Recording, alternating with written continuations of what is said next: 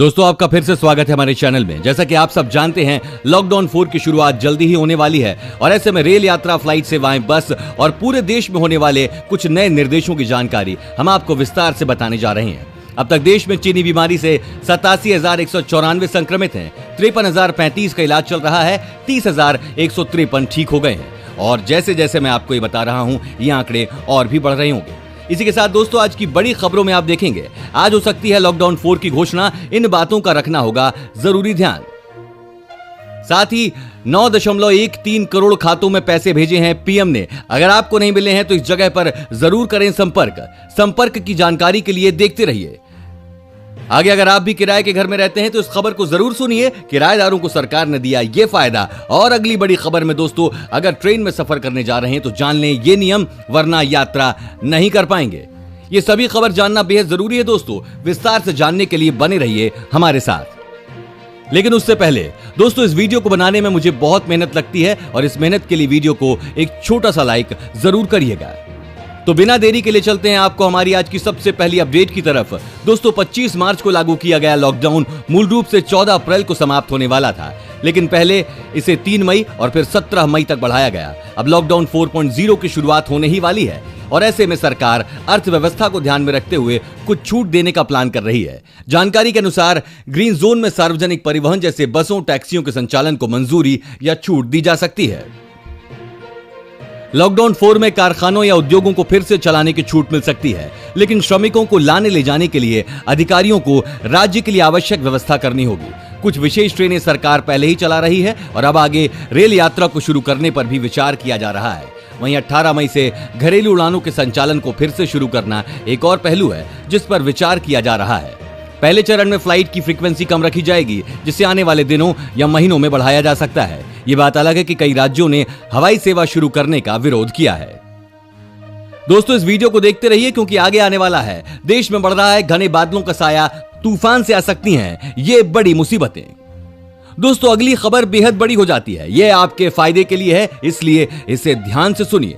Lockdown के बीच PM किसान योजना के तहत रजिस्टर्ड 9.13 करोड़ किसानों के खातों में 18,253 करोड़ रुपए भेजे गए हैं। सरकार पीएम किसान सम्मान निधि स्कीम के तहत किसानों को 2-2 हजार रुपए की 3 किश्तों में 6,000 रुपए हर साल देती है। क्या आप किसान हैं और इस योजना में अपना रजिस्ट्रेशन कराया है और अब तक आपके खाते में 2,000 रुपए नहीं आए हैं? यदि ऐसा है तो फिर इस जगह पर संपर्क करके आप अपनी समस्या का समाधान पा सकते हैं। आप अपने गांव के लेखापाल या फिर जिला कृषि अधिकारी से संपर्क कर सकते हैं। इसके बाद भी यदि रकम आपके खाते में ट्रांसफर नहीं होती है तो फिर आप सीधे केंद्रीय कृषि मंत्रालय की ओर से जारी किए गए इस ईमेल आईडी pmkisan.ict@gov.in पर ईमेल भी कर सकते हैं। दोस्तों इस चैनल पर हम आपको देश और दुनिया भर की सबसे बड़ी खबरें सबसे पहले बताते हैं। अगर आपको भी दुनिया भर की खबर सबसे पहले चाहिए तो चैनल को बिना भूले नीचे दिए लाल बटन को दबाकर सब्सक्राइब जरूर कर दें और बेल आइकन प्रेस कर दें। दोस्तों पूरे देश में जैसे ही लॉकडाउन शुरू हुआ था, उसी समय केंद्र सरकार ने कह दिया था कि किराएदारों से किराया नहीं लिया जाएगा, लेकिन उसके बावजूद भी रेंट की शिकायत करते हुए कई श्रमिक दिल्ली छोड़ चुके हैं। इस समस्या ने सरकार की परेशानी बढ़ा दी है। सरकार ने मकान मालिकों से कहा है कि आपदा की इस घड़ी में लोगों पर किराए के लिए दबाव ना बनाया जाए, लेकिन ऐसी शिकायतें खूब आ रही हैं। दिल्ली पुलिस ने ऐसे 9 मकान मालिकों के खिलाफ केस दर्ज किया है जिन्होंने लॉकडाउन के दौरान किराएदारों से रेंट मांगे हैं। ऐसे लोगों का आरोप है कि मकान मालिकों ने लॉकडाउन में किराया देने के लिए उन पर दबाव बनाया, जबकि उनके पास रेंट देने के लिए अभी पैसे नहीं है। आईपीसी की धारा 188 के तहत ये मामले दर्ज किए गए हैं। यह धारा सरकारी काम में बाधा डालने के खिलाफ लगाई जाती है, जिसमें 1 महीने की जेल और जुर्माना शामिल है। दोस्तों अगर आप पर भी लॉकडाउन के समय किराया देने का दबाव डाला जा रहा है तो आप भी बिना किसी चिंता के ऐसे मकान मालिकों के खिलाफ एफआईआर दर्ज करा सकते हैं। दोस्तों टिकट बुक करने, स्टेशन पहुंचने से लेकर यात्रा करने के लिए बहुत से नियम लागू हुए हैं। ऐसे में रेल मंत्रालय ने कुछ नए नियम जारी किए हैं जिनके बारे में आपको एक बार जरूर जान लेना चाहिए। सबसे पहले तो अब आपको बताना होगा कि आप रुकेंगे कहां। भारतीय रेलवे अब सफर से पहले फॉर्म भरवाएगी जिसमें गंतव्य पर जाकर कहां रुका जाएगा ये बताना होगा। ट्रेन सफर के दौरान मास्क लगाना जरूरी है। आरोग्य सेतु ऐप जरूरी कर दिया गया है। जिनके फोन में ये ऐप नहीं होगा उनसे स्टेशन पर ही डाउनलोड कराया जाएगा। फंसे लोगों को अपने गृह राज्य भेजने के लिए श्रमिक स्पेशल ट्रेन के अलावा स्पेशल राजधानी ट्रेनें चलाई गई हैं। ट्रेनों में एडवांस रिजर्वेशन अधिकतम 7 दिन के लिए होगा। ट्रेन के चलने से 24 घंटे पहले तक टिकट कैंसिल कराए जा सकते हैं, लेकिन कैंसिल होने पर किराए का 50% कट जाएगा। टिकट सिर्फ रेलवे की वेबसाइट से ऑनलाइन ही मिलेगी। यात्रियों को अपने तौलिया और चादर का खुद इंतजाम करना होगा। मरीज, छात्रों और दिव्यांगों को टिकट में रियायत होगी। बुजुर्गों के लिए यह रियायत नहीं होगी। दोस्तों, मौसम विभाग रोज की रोज नए अलर्ट जारी कर रहा है। भारतीय मौसम विभाग ने शनिवार को फिर से चक्रवाती तूफान की आशंका जताई है। भारतीय मौसम विज्ञान विभाग के पूर्वानुमान के मुताबिक बंगाल की खाड़ी के ऊपर और दक्षिण अंडमान सागर के पास कम दबाव का क्षेत्र बन रहा है। इससे ओडिशा और आसपास के इलाकों में 16 मई की शाम को चक्रवाती तूफान अम्फान की संभावना है। मौसम विभाग ने कहा कि अगर ये चक्रवाती तूफान के तौर पर विकसित हुआ तो 17 मई तक उत्तर पूर्व की ओर बढ़ेगा और फिर उत्तर पश्चिम की ओर बढ़ने की संभावना है। इस समय हवा की रफ्तार 55 से 65 किलोमीटर प्रति घंटा रह सकती है, जो बढ़कर 75 किलोमीटर प्रति घंटा तक पहुंच सकती है। इस तरह के तूफान से परिवहन सेवा में बहुत परेशानियां आ सकती हैं। वहीं जहां लॉकडाउन में इतने सारे लोग फंसे हैं, ऐसे में मौसम का यह हाल रेल यात्रा पर भी भारी पड़ सकता है। इसी के साथ दोस्तों, आप आगे की बड़ी खबरों में देखने वाले हैं। घरेलू एलपीजी गैस सिलेंडर की कीमतों में भारी गिरावट, अब सिलेंडर के दाम ना के बराबर। पूरी खबर के लिए देखते रहिए।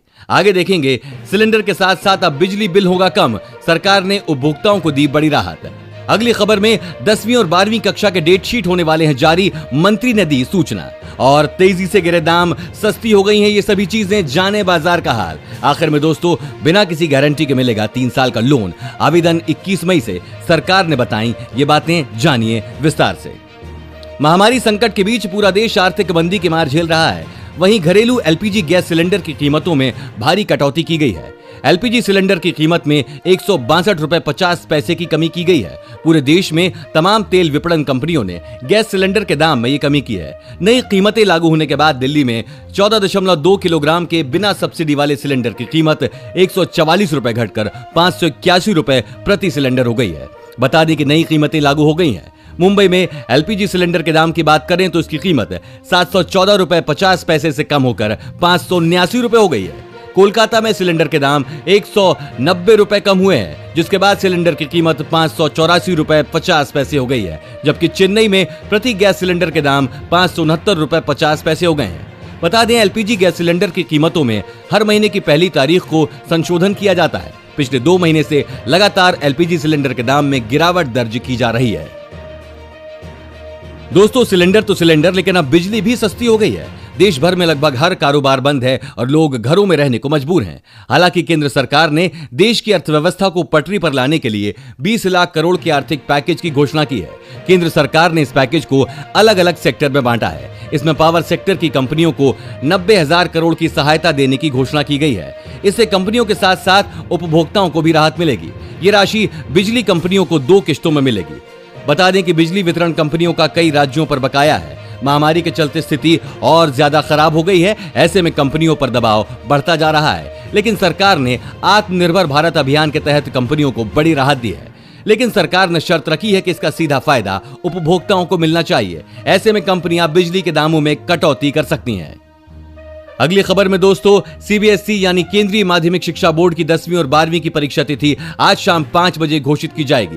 बता दें कि देश भर में महामारी के प्रकोप के कारण लॉकडाउन लागू है। ऐसे में देश भर के स्कूलों और कॉलेजों को बंद कर दिया गया है और मार्च के बाद से परीक्षाएं स्थगित कर दी गई हैं। ध्यान दें कि कुछ दिन पहले बोर्ड ने ये घोषणा की थी कि 1 जुलाई से 15 जुलाई के बीच 10वीं और 12वीं की बची हुई परीक्षाएं आयोजित की जाएंगी। बता दें कि 10वीं की परीक्षा नॉर्थ ईस्ट दिल्ली के छात्र और 12वीं की परीक्षा सभी राज्यों के लिए यह तिथि घोषित की गई थी। इसके लिए डॉक्टर पोखरियाल ने ट्वीट भी किया है। इसमें लिखा गया है कि छात्र ध्यान दें कि कक्षा 10वीं और 12वीं की बोर्ड परीक्षाओं की डेट शीट आज शाम 5 बजे जारी की जाएगी। अधिक जानकारी के लिए हमसे जुड़ें। इसके अलावा उन्होंने अपने ट्वीट में लिखा है कि सीबीएसई की बची हुई परीक्षाओं की अनिश्चितता बनी हुई थी। आज इस अनिश्चितता को दूर करते हुए और विद्यार्थियों की उत्सुकता को देखते हुए हम कक्षा 10वीं और 12वीं की परीक्षा की डेट शीट शाम 5 बजे जारी कर रहे हैं। दोस्तों, अब ईंधन, ऊर्जा और खाने पीने की चीजों की कीमतों में गिरावट आ सकती है। गुरुवार को केंद्र सरकार ने थोक मूल्य सूचकांक पर आधारित मुद्रास्फीति के आंकड़े जारी कर दिए हैं। केंद्र सरकार ने बताया कि वैश्विक महामारी की वजह से लगाए गए लॉकडाउन के कारण आंकड़ों का पूरी तरह से संग्रहण नहीं हो पाया है। ऐसे में ईंधन, ऊर्जा और खाने पीने की चीजों की कीमतों में गिरावट से अप्रैल महीने में थोक महंगाई दर 0.79% रही। मार्च महीने में आंकड़ा 3.72% था। अप्रैल महीने में ईंधन व ऊर्जा में 10.12% की कमी आई है। केंद्र सरकार ने यह भी कहा है कि देश में महामारी को फैलने से रोकने के लिए लॉकडाउन लगाया गया है, इसलिए आंकड़ों का पूरी तरह से संग्रहण नहीं हो पाया है, तो अभी तक सीमित आंकड़े ही जुटाए जा सके हैं। मुद्रास्फीति की दर के लिए आंकड़े प्रति सप्ताह जुटाए जाते हैं। लॉकडाउन के दौरान बिगड़े आर्थिक हालातों के मद्देनजर गुजरात सरकार ने घोषणा की है कि लोगों को 2% के वार्षिक ब्याज पर 1 लाख रुपए तक का लोन मुहैया कराया जाएगा। जी हां दोस्तों, ये लोन किसी भी गारंटी के बिना दिया जाएगा। राज्य में करीब 10 लाख लोगों को ये 3 वर्ष तक के लिए मिलेगा। मुख्यमंत्री विजय रूपाणी के सचिव अश्विनी कुमार ने शुक्रवार को जानकारी दी कि ये लोन लेने के लिए लोग आगामी 31 मई से आवेदन कर सकेंगे। अश्विनी कुमार ने कहा, राज्य में छोटे व्यापारियों, व्यवसायियों, निजी कारीगरों, श्रमिक वर्ग को व्यवसाय रोजगार को फिर से पटरी पर लाने के उद्देश्य से ये लोन दिया जा रहा है। इस तरह का लोन लेने वाला ये तबका धोबी, नाई, प्लम्बर, इलेक्ट्रीशियन, छोटे दुकानदार, रेहड़ी वाले या जैसे रिक्शा चालक होंगे। ये लोन प्राप्त करने के लिए लाभार्थियों को सिर्फ एक आवेदन करना होगा, जिसके आधार पर ये ऋण मिलेगा। इसके तहत 6 महीने तक किश्त भी नहीं भरनी होगी। दोस्तों, आपको क्या लगता है कि लॉकडाउन 4 में किस तरह की छूटें सरकार को देनी चाहिए? नीचे कमेंट करके जरूर बताएं। तो आज की वीडियो में बस इतना ही। अगर आपको भी वीडियो पसंद आई है तो उसे लाइक करें और चैनल को सब्सक्राइब करिए। धन्यवाद।